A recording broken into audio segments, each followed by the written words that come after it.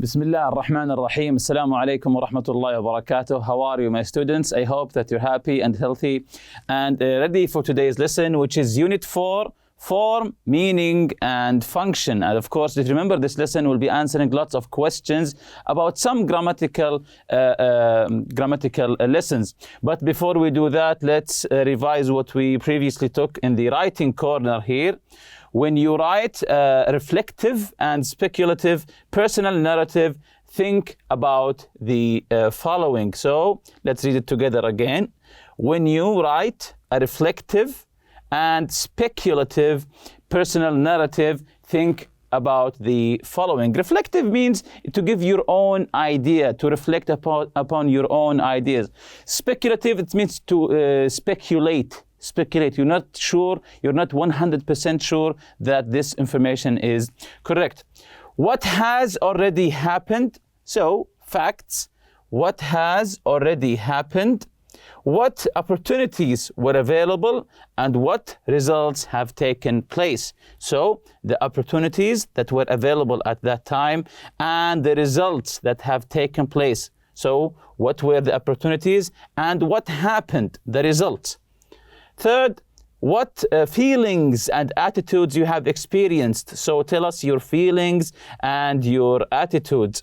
Which people were involved directly or indirectly? The people, maybe your family, your friends, your neighbors, involved directly or even indirectly. How to present your ideas so you can set the context clearly for your reader. So make your writing clear so that they can read it easily. Then refer to the real context and reflect and or evaluate the decision or the choice you made. So reflect and evaluate. Reflect and evaluate the decision or the choice you made. Wonder or speculate. To wonder or speculate, it means to question how things might have been different. Try to wonder, try to speculate, try to question how things might have been different. If you did something differently in the past, what will change in the present? How things might have been different. Address the question to your reader. So the question will be made to your reader, not to yourself. Address the question to your reader. Express satisfaction or regret about your decision or choice. So, at the end, your final decision or your final choice, try to express, are you satisfied with that choice or do you regret making that choice? So this is the writing corner for our previous lesson. Today's lesson objectives: to differentiate, to tell what is different between future progressive and future perfect, using future time expressions correctly, to use them correctly, used to versus be used to, used to versus be used to. So this is the future progressive. This is the future progressive. We use the future progressive. This is the form here. The form, what will you write? You'll write will, be, present participle. Again, will, be, present participle. And remember, I said before, whenever you hear the word progressive, you know that the verb has, yes, an ing. So you see here, will you be working? So whenever any grammar that you hear the word progressive, you know the verb has ing. So again, use the future progressive, will, be, and the present participle for continuous actions in the future. So here we're talking about the future and continuous action, something in progress that's continue to happening when? In the future. Let's take some examples just to make it clear. Affirmative examples here. Genetic testing has the potential to impact millions of lives. Soon we will all be peeking into our medical futures. Soon we will all be peeking. We will, this is will here, will be, this is be here, and the present participle peaking, and notice here the ing. So this will happen in the future. We will be peaking into our medical futures. This is the question form here. Will you be working on the weekend? We start with the auxiliary verb, of course. Will you be working on the weekend? Will, and then the object here, you, be working on the weekend. Of course, the short answer, yes, I will, if it's negative, and if it's positive, no, I won't. So this is the future progressive. The future progressive, just again to remind you, the form will, be, and the present participle, just like here, we will all be peaking. Will and be going to, so will and be going to can be used to talk about a continuous action that will occur in the future. That will occur in the future. So again, will or even be going to can be used to talk about a continuous action that will occur, still didn't happen. We're talking about the future here. For example, what are you going to be doing next weekend? What are you going to be doing next weekend? I'm going to go to my friend's graduation.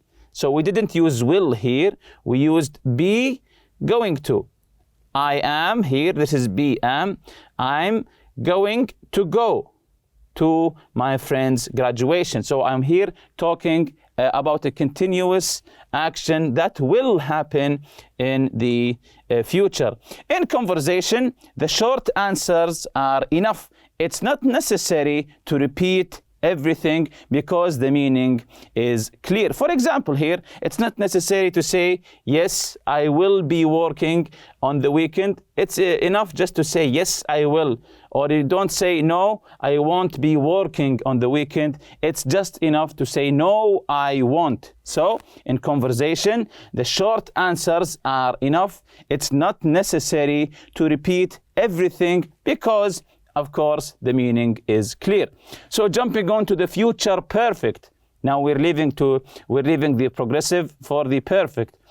The future perfect is used to express the idea that an action will be completed in the future before another event or before another specific time in the future. The future perfect is formed with will have plus the past participle. Will have plus the past participle. So we have two things here. Again, the future perfect is used to express the idea, to tell the idea that an action will be completed, not like the progressive, an action will be in progress in the future. No, that the action here will be completed in the future before another action or before another event, or before another specific time in the future. So we have two things to talk about in the future. What's the form? What will we write? Will have plus the past participle. Let's take an example here. By this time tomorrow, this is the first event here. I'm talking about by this time tomorrow, for example, in the afternoon. We will have had the medical test results back. We will have had. So the past participle here is had. We will have had the medical test results back. So here, by this time tomorrow, for example, the afternoon tomorrow, the afternoon won't come tomorrow. If the afternoon come, then we will have the medical results back. So we're talking about two things. By this time tomorrow, we will have had the medical test results back. Jumping on to time expressions for the future, to express time. But here we're talking about the future. A week from today, I'll be working in my new job. This is the future progressive, of course, but here we're focusing on the expression. A week from today, so count 7 days from today. A week from today. By the year 2025, we will all have undergone genetic testing at birth. So by the year 2025, 2025, which means the year 2025, we're talking about the future. It means when we reach the year 2025, by that time, this thing will happen. So this is the time expression to talk about a specific time. In our lesson, we're talking about a specific time in the future, a week from today, by the year 2025, and so on. So by the year 2025, we will all have undergone genetic testing. By the time, you say by the time, and just say what time are you talking about. For example here, by the time I'm elderly, it means when I'm old in the future. By the time I'm elderly, smart robots will have become commonplace. Smart robots will have become commonplace. So this is time expressions. It means to talk about specific time in the future. So we're talking about the future here. A week from today, by the year 2025. By the time, then you will say, what time do you mean? By the time I graduate from high school, by the time I find a job. So when you say by the time, talk about what is this time you're talking about. For example here, he said, by the time I'm elderly, which means when I'm old in the future, robots will be a common thing. So exercise A here, use the future progressive or the future perfect to complete each sentence. In some cases, both forms are possible. So sometimes both are correct. Sherry started studying genetics in 2020.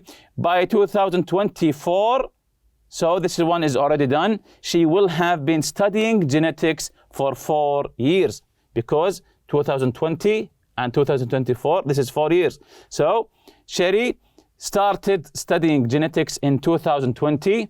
By 2024, she will have been studying genetics for 4 years. So number one, my parents got married in 1990. In 1990. So by 2022, it's the same answer, but try to calculate how many years here. Yes, they will have been married for 32 years.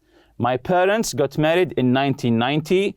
By the year 2022, they will have been married for 32 years. Number two, my brother became a vegetarian 3 weeks ago. So 3 weeks ago. By next week, so how many weeks are there? By next week, yes, let's see the correct answer here. He will have been a vegetarian for a month. So we're talking about 4 weeks. So because he said 3 weeks ago and next week, this makes 4 weeks, which means a month. He will have been a vegetarian for a month. Number three, Jassim starts his new job today, a week from now.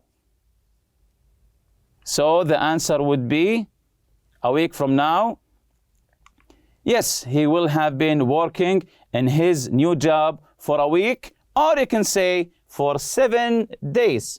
Or you can say for 7 days. He will have been working in his new job for a week or for 7 days. Number four, some hospitals have used robots in surgery. By 2035,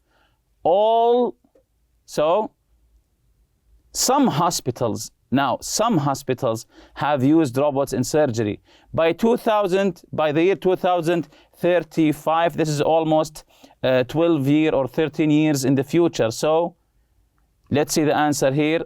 All will be using robots in surgery, because now some hospitals, but in the future all hospitals will be using robots in surgery. Number five, I've already lost 5 kilograms on my diet. If I lose another 2, this is a simple math here. Yes, I will have lost 7 kilograms. If I lose another 2, I will have lost 7 kilograms. Exercise B here, use the future perfect to combine the future events into one sentence using by or by the time. using by or by the time. Write the sentences in your notebook. The first one is already done. The first event, I will graduate from college. The second event, 2023 will come.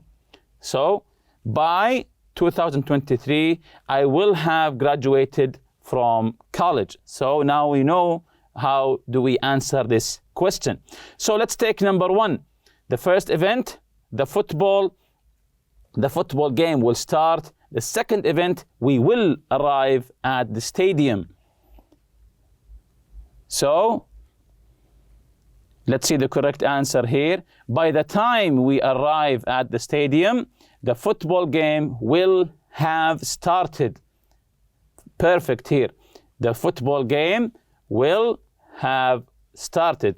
By the time we arrive at the stadium, the football game will have started. Number two, the first event, I will fall asleep. I will fall asleep. The second event, this TV show will be over. So I think now you got the hang of it. How do you answer this question? Yes, by the time this TV show is over, I will have fallen asleep. I will have, perfect, fallen asleep. Number three, the first event, I will pass my law exam. The second event, 2025 will come. So, yes, this is an easy one. I will have passed my law exams by 25.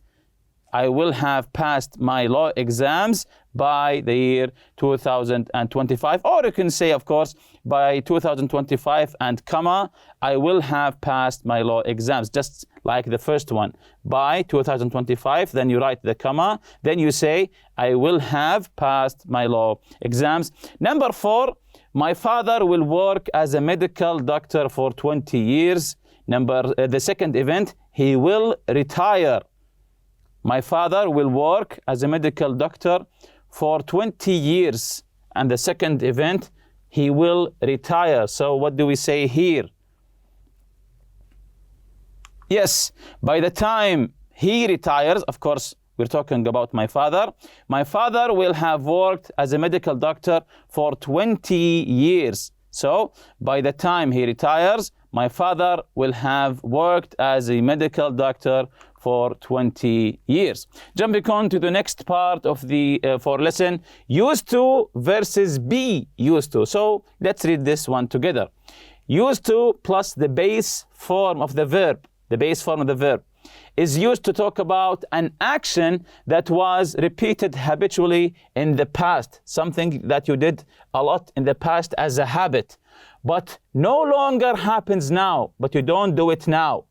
And to describe a past situation which is no longer true. So, used to plus the base form, something that you did a lot in the past as a habit, or describe a past situation, a situation which is no longer true, and the habit, you don't do it anymore. For example, Tom didn't used to cheat on school test. Didn't used to. He used to be an honest person. He used to be an honest person. So we're talking about his past. He was an honest person, but now he is not. He used to study hard. He used to be a good student. So we use used to plus the base form to talk about a habit that you did in the past. For example, you say, I used to bite my nails.